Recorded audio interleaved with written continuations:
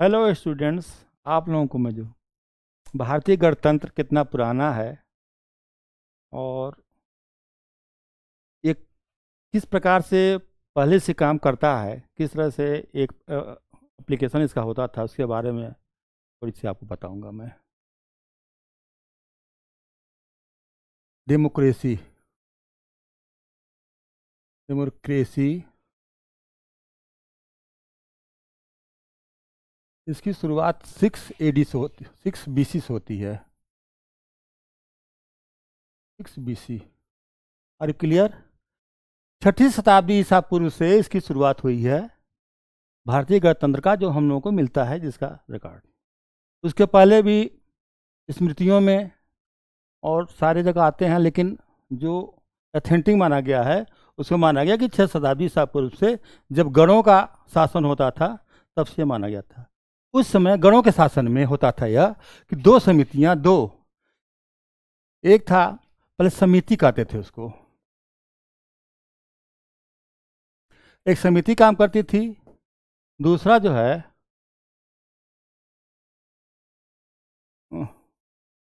समिति और सभा,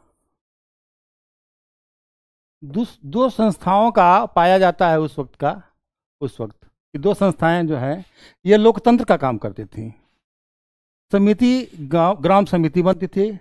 समिति के कई स्तर होते थे, जैसे ग्राम समितियां हैं, और इसी तरह से ऊपर की तरफ चलती, जैसे आज जो है ग्राम पंचायतें हैं, फिर नगर निकाय हैं, फिर जिला परिषद हैं, फिर विधानसभा है, फिर लोकसभा है।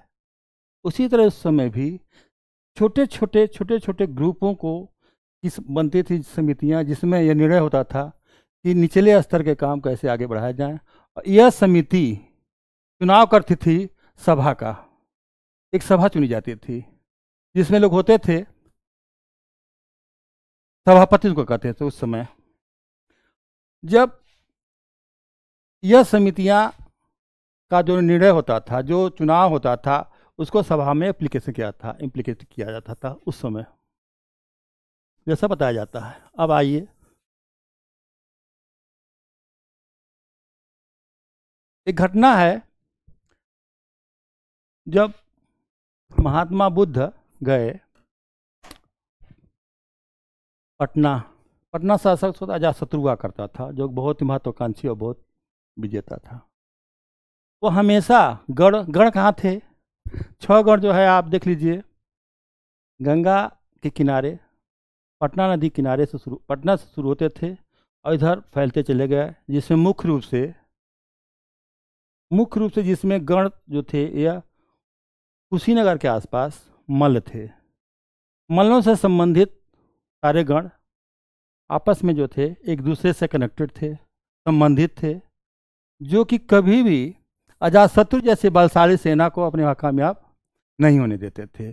कई बार अजातशत्रु ने आक्रमण किया वैशाली से आकर के, वो गंगा के रास्ते से निकल करके, आप देखिए पटना के बगल में जो है गंगा नदी है, वहीं वैशाली है, जो एक गढ़ हुआ करता था उस समय। वहाँ से आते थे, बार बार ये आक्रमण करते थे, लेकिन कभी भी अजातशत्रु ने गढ़ों पर कब्जा नहीं कर पाए और कुशीनगर तक आ नहीं पाए। मूल रूप से जो है मल कोली जितने थे ये सब जो है, ये पूरा इलाका कुशीनगर का, देवरिया का, ये पूरा, और फिर इधर बढ़ते जाते थे। यहाँ पूर्ण रूप से गणतांत्रिक शासन चला करता था उस समय। आपस में चुनाव होता था, आपस में लोग राजा चुनते थे, एक उस सलाका पद्धति होती थी उस वक्त भी। आज जैसे वोट दिया था उस वक्त भी वोट दिया जाता था, सलाका पद्धति उस वक्त उसको कहते हैं। उसके बाद से जब गया वो, तो महात्मा बुद्ध गया था, अजातशत्रु ने कहा कि गुरुवर, हम जो है इन पर कब्जा नहीं कर पा रहे हैं, कैसे इनको युद्ध में जीते। तो होता है कि वो गण जो है, जो गणों का शासन होता है, बहुत ही आपस में पारदर्शी होता है उन लोगों का शासन, और एक दूसरे के से बहुत ही विश्वासमय शासन होता है, बहुत अच्छे प्रकार का शासन करते हैं, और बहुत अच्छी प्रकार की जो है शासन पद्धति उनकी है, जो कि गणतंत्रात्मक है। वहाँ पे आज जो डेमोक्रेसी, आज जो प्रजातंत्र की हम बात करते हैं पूरी दुनिया में है, वो उस वक्त वहाँ था। तो किसी तरह से उनमें आप फूट डालो तभी हो सकता है। उसने अपने सबसे चहेते, सबसे विश्वसनीय मंत्री का जो है उसने देश निकाला किया, और उन गणों में फूट डालने के लिए। तो मेरे कहने का कुल तात्पर्य यही था कि किस तरह से हमारे वहाँ पूर्व में गणतंत्र था, हम गणतंत्र के जन्मदाता हैं। इस बात को मैं साबित करना के लिए बातें बता रहा था आपसे मैं। और जब अंग्रेजों द्वारा भारत को शासन सत्ता सौंपने की बात आई, तो अधिवेशन में अंग्रेजों ने गांधी जी से कहा कि आप शासन पद्धति बताइए, कौन सा शासन पद्धति आप अपनाएंगे, हम आपको दे देंगे। तो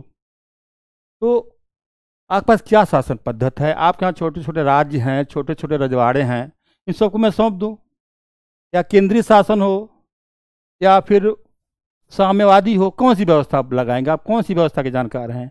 उस समय महात्मा गांधी ने सदाशिव अल्टेकर, के.पी. जायसवाल, जितने जो है प्राचीन इतिहासकार चाहे उस वक्त के विद्वान थे, उनसे राय मशवरे किया, और एक ब्यौरा बना करके एक विस्तृत ब्यौरा बनाया, और ले आकर के गांधी जी जो है उसको ब्रिटिश पार्लियामेंट में दिखाए। वहाँ के जो साम्राज्य थी उसको दिखाया गया उस वक्त। वहाँ के सीनेट से हुआ कि नहीं, वहाँ गणतंत्र का शासन हो सकता है, और उन्होंने आज़ादी 1947 को दी, और यहाँ गणतंत्र का कायम हुआ। तो डेमोक्रेसी क्या है? डेमोक्रेसी एक ऐसी शासन व्यवस्था जो जनता द्वारा चुनी जाती है, जनता चुनती है, जनता के लिए है, जिसमें जनता ही सर्वोपरि है, अपरोक्ष रूप से जनता ही शासन उसमें करती है। क्योंकि यहाँ शासक सेवक होता है, गणतंत्र में जनता ही मालिक होती है, जनता चुनाव करती है, उनको अपना शासक नियुक्त करती है कि तुम ऐसे नियम बनाओ, ऐसे कानून बनाओ कि जो मेरे भलाई के लिए काम करते हो। अरे क्लियर? इसमें यह है कि गणतंत्र विश्व की सबसे अच्छी एक शासन प्रणाली मानी जाती है। गणतंत्रों के बारे में जो है आज जितने भी देश हैं, जैसे राजतंत्र वाले देश हैं, वहाँ भी करीब करीब गणतंत्र का प्रचलन बढ़ता जा रहा है, चाहे वो साम्यवादी शासन व्यवस्था हो या राजतांत्रिक हो।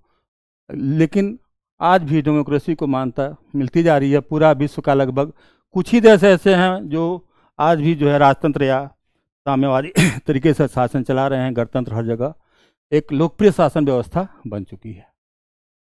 बस आज में इतना ही। हाँ बताओ, सही। हाँ, अंतर है। उस वक्त का जो गणतंत्र था, बीसी का, शिक्षण बीसी का गणतंत्र था, उसमें कुछ प्रमुख व्यक्ति ही चुनाव करते थे, प्रमुख व्यक्ति ही वोट देते थे, आम जनता बहुत उसमें भाग नहीं लेती थी। ग्रामीण जनता, आम जनता उसमें भाग पूर्ण से नहीं लेती थी, क्योंकि गांव से, जैसे मान लीजिए 10 गांव का एक चुन लिया, 10 गांव से गए, दो गए, फिर उन्होंने अपना वो चुना, ऐसे होता था। आज का यह है कि प्रधानमंत्री का चुनाव होना है, प्रधानमंत्री चुना जाता है भले ही इनके द्वारा, लेकिन बहुत से ऐसे आज की जो पोस्ट हैं थोड़ा सा बदला हुआ है आज के परिप्रेक्ष्य में। आज यह जनता सीधे भागीदारी करती है शासन में। जनता के लोग चुनाव करते हैं, जैसे मेयर का चुनाव है, सीधे जनता चुनती है। बहुत अच्छे जो लोकतंत्र हैं, जैसे और जगह के हैं जहाँ सीधे राष्ट्राध्यक्षों का चुनाव सीधे जनता ही करती है। भारत में भी अभी ये व्यवस्था नहीं लागू है, लेकिन कुछ न कुछ लागू होता जा रहा है। जैसे मेयर का चुनाव सीधे जनता कर लेती है, और चेयरमैनों का चुनाव, जब बहुत से ऐसे चुनाव हैं, बहुत से ऐसे पद हैं भारतीय लोकतंत्र में जो कि सीधे जनता चुनती है। और एक तरह से जनता चुनकर जिन एमएलए को भेजती है, जिन एमपी को भेजती है, उससे ही राष्ट्राध्यक्षों का चुनाव किया जाता है यहाँ पर। उस वक्त में आज में यही अंतर है कि उस वक्त की आम जनता बहुत सजग नहीं थी सरकार की नीतियों के प्रति, सरकार के कार्यक्रमों के प्रति, और इतनी जवाबदेह आज की तरह से नहीं है कि हर बात पे सवाल खड़े करना, पूछना, रोकना सरकार को, टोकना सरकार को। उस वक्त की शासन व्यवस्था में इस तरह के प्रमाण नहीं मिलते हैं। और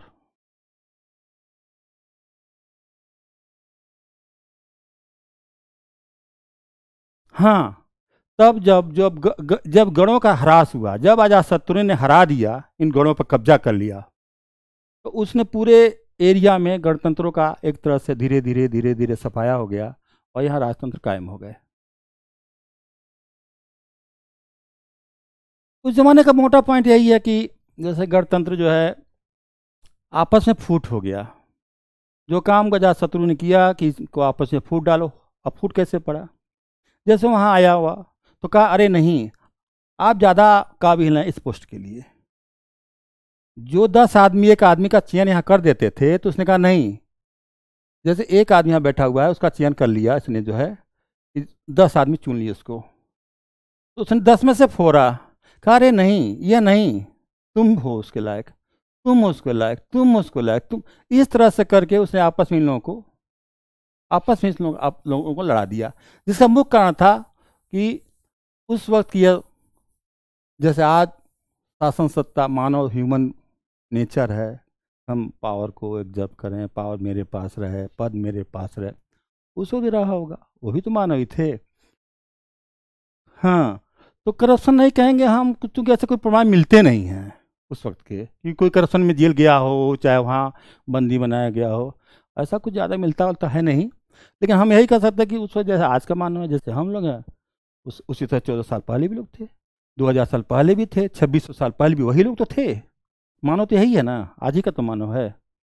तो हम उसको यही कहेंगे कि उस वक्त जो था ये, उस वक्त भी इस तरह की बातें हुई जिससे धीरे धीरे धीरे धीरे लोकतंत्र या गणतंत्र खत्म हो गया। राजतंत्र जो बलशाली था और गांवों पर कब्जा किया, फिर नगरों पर कब्जा किया, फिर बड़े बड़े नगरों को मिलाकर अपना राजा बन गया। तो उस वक्त राज कितने बड़े होते थे, एक जिले के बराबर, एक तहसील के बराबर, यही तो राजा थे उस जमाने के।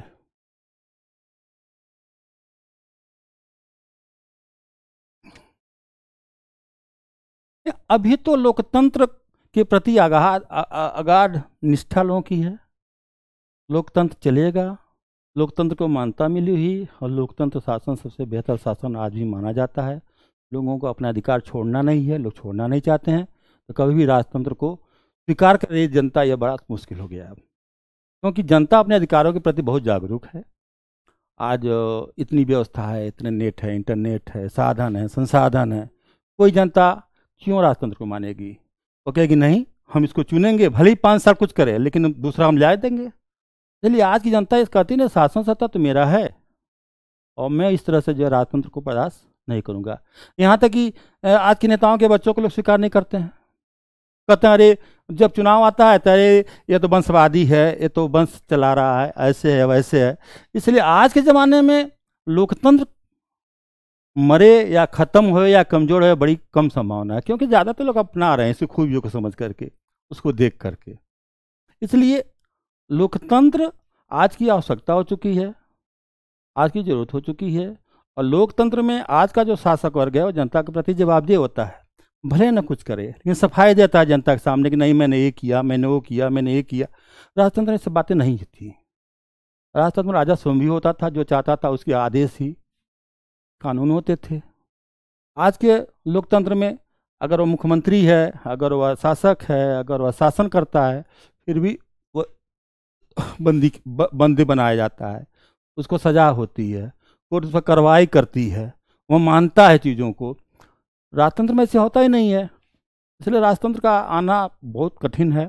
थोड़ी सी बात चल रही है इसी लोकतंत्र में, इस लोकतांत्रिक पद्धति को थोड़ा चेंज करने के लिए बात चल रही है, जिसमें जैसे अमेरिका के लोकतंत्र है उस तरह से कि राष्ट्रपति का चुनाव हम जनता करे, प्रधानमंत्री का चुनाव हम जनता करे, सारे चुनाव एक साथ हों। पहले होते भी थे हिंदुस्तान में, लोकसभा और इसके चुनाव, पार्लियामेंट के, विधानसभाओं के, लोकसभाओं के चुनाव एक साथ होते थे, लेकिन धीरे धीरे राजनीतिक पार्टियों की इच्छा और उनके आप लाभ के, उनके मतलब जो लाभ का जो सोच था, इसलिए धीरे धीरे विधानसभा के और लोकसभा के चुनाव अलग अलग होने लगे, जिसका परिणाम है कि आज